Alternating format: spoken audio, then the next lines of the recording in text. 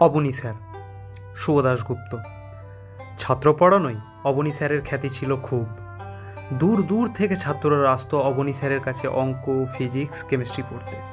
উজ্জ্বল গৌরবর্ণ, দীর্ঘ নাসা, পৌরাণিক যুগের ব্রাহ্মণের মতো দৈব চেহারা ছিল অবনী স্যারের। পরনে একটা ধুতি আর খালি গায়ে একটা চাদর, কিংবা একটা যেমন তেমন বিছানার চাদর। গলায় দবদবে পইতে, ভারী সুন্দর ছিলেন অবনী স্যার। অবনী স্যারের হাতে পড়ে কত ছাত্র যে জীবনে চলার পথকে সুগম করে তুলতে পেরেছিল তার ইয়ত্তা নেই। একদিন দাদার হাত ধরে গিয়ে ভর্তি হলাম অবনী স্যারের ভাঙা ক্লাস ঘরে। আমাকে দেখেই বললেন, বাহ, তুই তো বেশ লম্বা রে। লম্বা লোকেরা বুদ্ধিমান হয়, বেটেরাও হয়, তবে বেটেদের গাঁটে গাঁটে বদবুদ্ধি, বুঝলি? বলেই হো হো করে হেসে উঠলেন খালি গায়ে ধুতি পরা অবনী স্যার। বিয়ে থাও করেননি, নিজেই রান্না করে খেতেন। পাণ্ডিত্যের জন্যে তার খ্যাতি ছিল বহুদূর, কিন্তু খ্যাতি অখ্যাতির কোনো তোয়াক্কাই কোনো দিন করতেন না।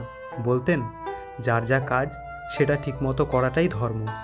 গাছের কাজ ছায়া দেওয়া, ফুল ফল দেওয়া, মৌমাছির কাজ মধু জমানো, আমার কাজ ছাত্রগুলোকে মানুষ করে তোলা। ফিজিক্স আর অঙ্কের ফাঁকে ফোকরে অবনী স্যার কত গল্প করতেন। বলতেন দেশ বিদেশের বড় বড় মনীষীদের কথা, তাদের জীবনে নানা ওঠা পড়ার গল্প। শোনাতেন উদাত্ত কণ্ঠে রবীন্দ্রনাথের কবিতা, কখনো বা মাইকেলের অমিত্রাক্ষরে গাথা অপূর্ব কাব্য, কখনো শোনাতেন অতুল প্রসাদের মরমী গান।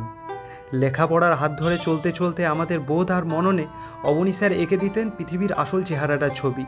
লোভ, পাশবিকতা, শোষণ, দারিদ্র সব কিছু নিয়ে এমন অনায়াসে বুঝিয়ে দিতেন কোন ঘটনার কি কারণ। আমরা মনে মনে রোমাঞ্চিত আলোড়িত হতাম। অবনী স্যার শোনাতেন রাশিয়া বিপ্লবের কথা, ক্ষুদিরাম মাস্টারদার কথা, তিতুমিরের গল্প। শোনাতেন তারাশঙ্করের গণদেবতা, কিংবা শরৎচন্দ্রের পথের দাবির গল্প। কর্মনস্ত জীবনের ছোটোখাটো অবকাশে যখনই ভেবেছি স্যার আমাদের জন্য কত কী করলেন, আমরা কি করলাম, তখনই মনটা ভারী হয়ে ওঠে। প্রবাসে থাকি, বাংলার জন্য মন কাঁদে।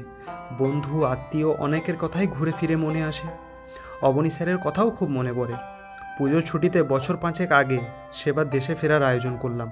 ফেরার পথে এসি 2 টায়ারে আরামে বসে বসে বারবার মনে পড়ছে স্কুলের কথা, বন্ধুদের কথা। মনশ্চক্ষে দেখতে পাচ্ছি ভাঙাচোরা সেই অবিনস্ত ঘর, যেখানে বসে ক্যালকুলাস আর কেমিস্ট্রির ফাঁকে অবনী স্যার বলে যেতেন জীবনের কথা, ইতিহাসের কথা। বাড়ি ঢুকে এতদিন পরে এলে যা হয়, অনেকটা সময় চলে গেল কথায় কুশল প্রশ্নে। তারপর পোশাক পাল্টে পাড়ার মোড়ে গিয়ে হাজির হলাম ফণিদার চায়ের দোকানে। গিয়ে দাঁড়াতেই না দাঁড়াতে নানাজনের নানা প্রশ্ন। কিরে সন্তু না, কি খবর, কেমন আছিস? তারপর কেমন আছিস ওখানে? এখানে যা অবস্থা, ভালো করেছিস বাংলার বাইরে চলে গেছিস। ওয়েস্ট বেঙ্গলে 13টা বেজে গেছে, বুঝলি? এইসব আপ্যায়ন ইত্যাদির পর পা বাড়ালাম বকুলতলার দিকে। একটা বহু পুরনো শিব মন্দিরের ঠিক পেছনে তেঁতুল গাছের পাশের গঙ্গার ধারে ঘেঁষেছিল অবনী স্যারের এক ভাঙাচোরা একতলা। হাঁটতে হাঁটতে পুরনো পাড়ার রূপ বদল দেখছিলাম। মোড় ঘুরতেই অবাক, এ কি, তেঁতুল গাছটা নেই তো! মন্দিরের পেছনে পা চালিয়ে গিয়ে দাঁড়াতে বুকটা হু হু করে উঠল। স্যারের বাড়িটা উধাও, নেই। সেখানে একটা 4তলা ফ্ল্যাট বাড়ি, ব্যালকনিতে চলছে শাড়ি, বেড কভার, পাশে আর একটা ওই রকম বাড়ি। নদীর পাড় ঘেঁষে নতুন রাস্তা হয়েছে। স্যারের বাড়িটা মানচিত্র থেকে কেউ যেন ইরেজার দিয়ে মুছে দিয়েছে, এঁকেছে অন্য রকমের ছবি। মনটা ভীষণ ভেঙে গেল। গঙ্গার পাড় ঘেঁষে নতুন রাস্তা, সেখানে গিয়ে দাঁড়ালাম একা। মনের ভেতরে নানা প্রশ্নের ঝড়। কোথায় গেলেন অবনী স্যার? কি হলো তার সেই ভাঙাচোরা জীর্ণ বাড়িটার, যা আমাদের কাছে মন্দির মসজিদের চেয়ে বড়? ছেলেবেলার বন্ধু অপূর্বর সঙ্গে দেখা হলো। আমাকে দেখেই থমকে দাঁড়ালো। সন্তু না, কিরে কি খবর, কতদিন পর দেখলাম তোকে, কেমন আছিস? চেহারাটা অনেক বদলে গেছে তোর। এ কথা সে কথার পাখে অপূর্বর কাছে জানতে চাইলাম স্যারের কথা। ও পড়তো অবনী স্যারের কাছে। দীর্ঘশ্বাস ফেলে হাতে বাজার করা ব্যাগটা মাটিতে নামিয়ে অপূর্ব বলল, সে অনেক গল্প, লম্বা কাহিনী সন্তু। তুই প্রায় বছর 20 বাইরে চলে গেছিস। এ দেশের হাল হকিকত এই 2 দশক কত যে বদলে গেছে, হয়তো কিছুই খোঁজ রাখিস না। বাইরে চেহারাই শুধু নয়, মনে মনেও পাল্টে গেছে এই মফস্বলের ছোট্ট শহর। শুধু এটাই নয়, পাল্টে গেছে, পাল্টে যাচ্ছে গোটা বাংলায়। বাড়ি ঘর, রাস্তাঘাট, পার্ক হল, নতুন নতুন কত যে কি হয়েছে। হয়তো এমনটাই হওয়ার কথা ছিল, আমরা বুঝিনি, বুঝতে পারিনি। প্রমোটারদের থাবায় শুধু কলকাতায় নয়, এখন সারা বাংলাটাই আটকে পড়েছে। নেতা মন্ত্রীরা বলছেন প্রগতি, আমরা হাত নাড়ছি, ঘাড় নাড়ছি আর হু হু করছি। কেমন করে বাংলাটা বাঙালির হাতের বাইরে চলে যাচ্ছে। আমরা আর কোথাও নেই রে সন্তু, না বাণিজ্যে, না ব্যবসায়, না চাকরিতে, না উৎসবে, না আয়োজনে। যাদের টাকা আছে অঢেল, তারা কেমন অনায়াসে সাম্রাজ্য গড়ছে আমাদের বুকের ওপর দিয়ে। এখানে 2-4টে দিন থাক, বুঝতে পারবি। স্যারের বাড়িটা তো জানিস, দারুণ জায়গায় ছিল।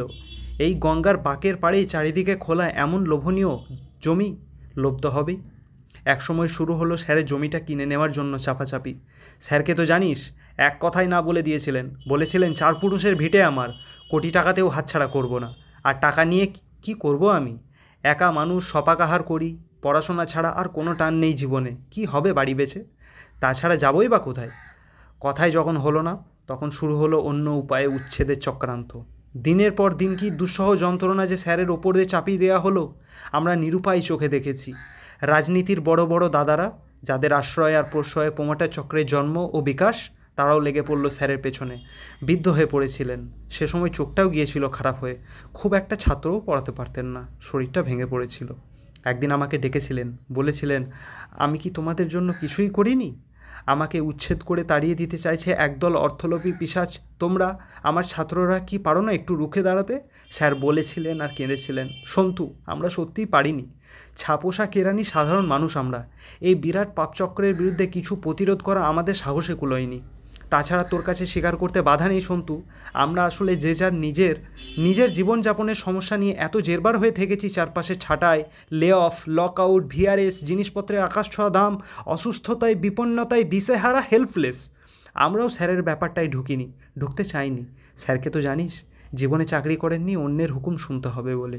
কারো কাছে মাথা নত করার মতন মানুষ তিনি ছিলেন না।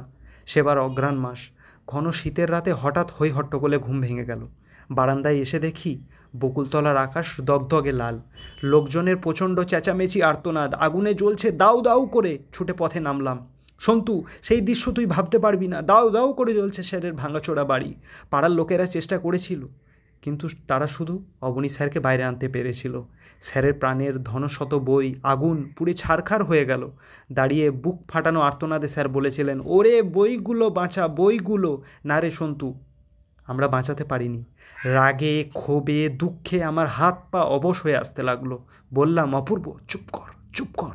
হিরোশিমায় যেদিন বোমা পড়েছিল, সেদিনটার গল্প স্যার আমাদের বলতেন। কেমন করে একটা বিশালের আগুন গোলা প্রচণ্ড বুকে ভাঙা শব্দ নিয়ে লক্ষ লক্ষ প্রাণকে ধ্বংস করে মুহূর্তে উঠে গিয়েছিল নীল আকাশে। স্যার বলতেন আর দেখতাম, ক্ষোভে, কষ্টে স্যারের চোখ ছলছল করে উঠত। ভাবতেও পারছি না নিজের চোখের সামনে এমন একটা হিরোশিমা তিনি কি করে দেখলেন, কি করে সহ্য করলেন। চোখে জল ভরে এলো আমার। অপূর্ব বলল, সন্তু, স্যার এখনও বেঁচে আছেন, মারা যাননি। যাবি স্যারের কাছে? আমি কেঁদে ফেললাম, না, পারবো না। আমরা কী রকম মানুষ অপূর্ব! স্যারের কাছে রসদ নিয়ে বড় হলাম, বড় চাকরি করলাম, বউ বাচ্চা নিয়ে সুখে রইলাম, স্যারকে কি ফিরিয়ে দিলাম? কি, চল সন্তু, দেশে যখন এসেছিস স্যারের সামনে একবার গিয়ে দাঁড়াই। সন্ধ্যাবেলা স্কুলে গেলাম, ছেলেবেলার স্কুল, এখন অনেক বড় হয়েছে। দারোয়ানের ঘরের পেছনে আর একটা টালির ঘর, যেখানে আগে থাকতো ঘুঁটে, কয়লা।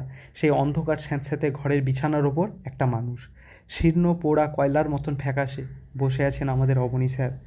স্যার, পায়ে হাত রেখে প্রণাম করে কেঁদে পড়লাম। স্যারের কোনো প্রতিক্রিয়া হলো না। অপূর্ব আমায় ধরে তুলল। শোন, স্যার বেঁচে আছেন, কিন্তু কোনো বোধশক্তি, ভাষা কিছুই আর নেই। বুক আমার ভেঙে যাচ্ছে, সমস্ত চেতনা জুড়ে কান্না নামছে। নিজের ওপর ধিক্কার, গ্লানিতে, রাগে, বিরক্তিতে চুরমার হয়ে যাচ্ছে মন। স্কুলের দারোয়ান রাম সিং স্যারকে এনে রেখেছিলেন, জায়গা দিয়েছিল। আমায় চিনতে পেরে বলল, দাদা, দুঃখ করো না, যার যা কপাল। চুপ করে যাওয়ার আগে বলতেন, যার যা কাজ সেটা ঠিকটাই করাটাই ধর্ম। আমার কাজ ছাত্র গড়ে তোলা, সেটাই করি, আমি ধর্ম পালন করি। এই যে দাদা, তুমি এত দূর থেকে স্যারকে দেখতে এলে, এও তোমার ধর্ম। মন খারাপ করো না। স্যার বসে আছেন শূন্য দৃষ্টি। মনে হলো তিনি বলছেন, বুঝলি, নিজের কর্তব্য করে যাওয়াটাই জীবন। এ যেমন আমি তোদের এত কিছু বলি, এত সব শেখাই, তোরাও বড় হয়ে অন্য কাউকে শেখাবি, অন্যকে বড় করে তুলবি। এই তো মানুষের কাজ। স্যার বলে যাচ্ছেন, কষা ঘাতের মতো এক একটা বাক্য এসে পড়ছে আমার শরীরে। স্যারের গাওয়া গান মনে পড়ছে এখন। আরো, আরো প্রভু, আরো, আরো, আরো, আরো প্রভু, আরো, আরো, এমনি করে, এমনি করে আমায় মারো, আরো আরো প্রভু, আরো